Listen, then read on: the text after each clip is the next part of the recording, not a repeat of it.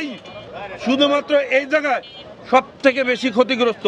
তো অচিরেই আপনাদের এই সমাধানটা আমরা সমাধান করে দিই। পর্যন্ত জিম্বি থেকে আমরা মুক্তি পাই নাই, তার কারণ হইল এটি বহু মনে করেন মাজারের যে ম্যানেজমেন্ট কিছু অসাধু ব্যবসায়ী আছে, তারা তাদের পছন্দের মতো মনে করেন যে কোনো লোক মনে করেন নিয়োগ দেয়। ভাইরা, আজকে আমরা যে দাবিতে এখানে দাঁড়াইছি সেই দাবিটি হচ্ছে আমাদের ন্যায্যতার দাবি।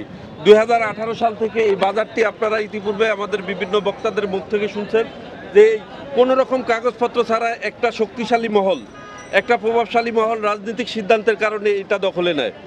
তখন থেকে তারা আমাদের জিম্মি করে তাদের চাহিদা মতো ব্যবসা আমাদের কাছ থেকে চাঁদা নিয়ে মাজারের নামে মাত্র কিছু চাঁদা টাকা জমা দিয়ে এই পর্যন্ত আমাদেরকে জিম্মি করে রাখছে। 2022 সালে 21 সাল থেকে শুরু করে ধর্ম মন্ত্রণালয়, ওয়াকফ প্রশাসন এবং মাজার প্রশাসনের মাধ্যমে আমরা 2022 সালের 24 জানুয়ারি এই 1 একর 28 জায়গা বরাদ্দ নেই। বরাদ্দ নেওয়ার শর্ত থাকে 2 কোটি টাকা জামানত এবং দৈনিক 25,000 টাকা ভাড়া। কিন্তু মাজার কর্তৃপক্ষ এখান থেকে শুধুমাত্র 18 সাল থেকে এই পর্যন্ত 15,000 টাকা ভাড়া পায়, অর্থাৎ মাজার প্রতিদিন 10,000 টাকা করে এখানে মুনাফা হারাচ্ছে। আমাদেরকে শর্ত থাকে 7 দিনের মধ্যে এই জায়গাটা বুঝিয়ে দিবে স্ট্যাম্পের মাধ্যমে। কিন্তু যখন তাদের এই জামানতের 2 কোটি টাকার 50 লাখ টাকার পে অর্ডার আমরা মাজারে জমাদান করি, কিন্তু তারপর থেকেই তারা নানান তালবাহানা, সেই আগা খান মিন্টু, সেই মবিজুল হক বেবু, সেই কাশেম মোল্লা, সেই কাজী টিপু, শেষমেশ এই পতিত সরকারের, স্বৈরা সরকারের শেষ সংস্করণ হচ্ছে মাইনুল হোসেন খাল নিখিল, সেও নানান তালবাহানার মাধ্যমে আমাদেরকে ঘুরাইতে থাকে। 5 তারিখে দেশের পরিবর্তনের পরে বৈষম্যমুক্ত দেশ গঠনের প্রেক্ষাপট থেকে আমরা আশায় বুকবাদী যে এখন মনে হয় আমরা কিছু পাবো। তার পরিবর্তে আমরা ওয়াকফ প্রশাসনের সাথে দেখা করি এবং দেখা করার পরে তারা বলে যে আমরা মোতাল্লি অচিরেই মোতাল্লি নিয়োগ করব, মোতাল্লির মাধ্যমে আপনাদের এই সমাধান আমরা করে দিব। জেলা প্রশাসক মহোদয়কে মোতাল্লি করে মাজার পরিচালনা করার নতুন একটা দায়িত্ব পাওয়া হয়। আমরা 7/10/2024 সালে মাজার প্রশাসনের মোতাল্লি হিসাবে জেলা প্রশাসক বরাবরে আমাদের 1.5 কোটি টাকা জমা নেওয়ার জন্য তাকে চিঠি দেই এবং আমাদেরকে এই জায়গাটা বুঝিয়ে দেই। সে একাধিক সহকারী কমিশনার দ্বারা বিভিন্নভাবে আমাদের বৈঠকে বসে আমাদের কথা শুনে আমাদের কাগজপত্র দেখে তারা মৌখিকভাবে আশ্বাস দেয় যে আপনারাই শুধুমাত্র এই জায়গায় সব থেকে বেশি ক্ষতিগ্রস্ত। তো অচিরেই আপনাদের এই সমাধানটা আমরা সমাধান করে দিব।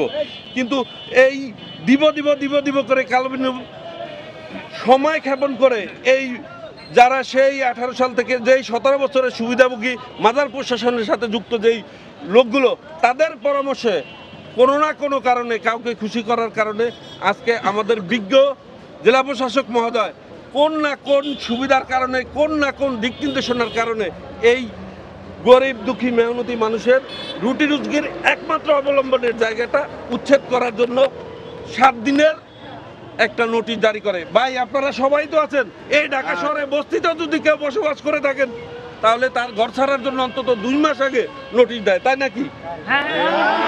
আমাদের এটা ছাড়ার জন্য যা আমাদের 55টা ডিস্ট্রিক্টে আমাদের বিনিয়োগ, সেই বিনিয়োগ এর কথা চিন্তা না করে, আমাদের এই ঐতিহ্যবাহী ব্যবসার কথা চিন্তা না করে আমাদের মাত্র 7 দিন সময় দেয়।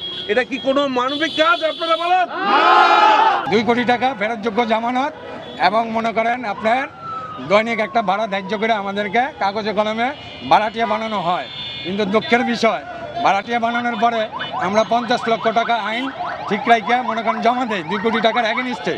সেই জায়গায় দুঃখের বিষয় হইল আজকের এই পর্যন্ত জিম্বি থেকে আমরা মুক্তি পাই নাই, তার কারণ হইল এটি বহু মনে করেন মাজারের যে ম্যানেজমেন্ট কিছু অসাধু ব্যবসায়ী আছে, তারা তাদের পছন্দের মতো মনে করেন যে কোনো লোক মনে করেন নিয়োগ দেয় মাজারে, তাদের ইচ্ছা মতো তাদের মনে করেন অস্তিত্ব রক্ষা, তাদের সুবিধা, তাদের দুর্নীতি সুরক্ষার জন্য, তাদের চাকরি এবং চেয়ার ঠিক রাখার জন্য তারা মিথ্যা এবং অপপ্রচার অপব্যাখ্যা দিয়া আমাদের মনে করেন লিগ্যাল কাজ দিকে তাদের মুখ ফিরিয়ে নেয়, যেগুলো হইলো তার প্রমাণ।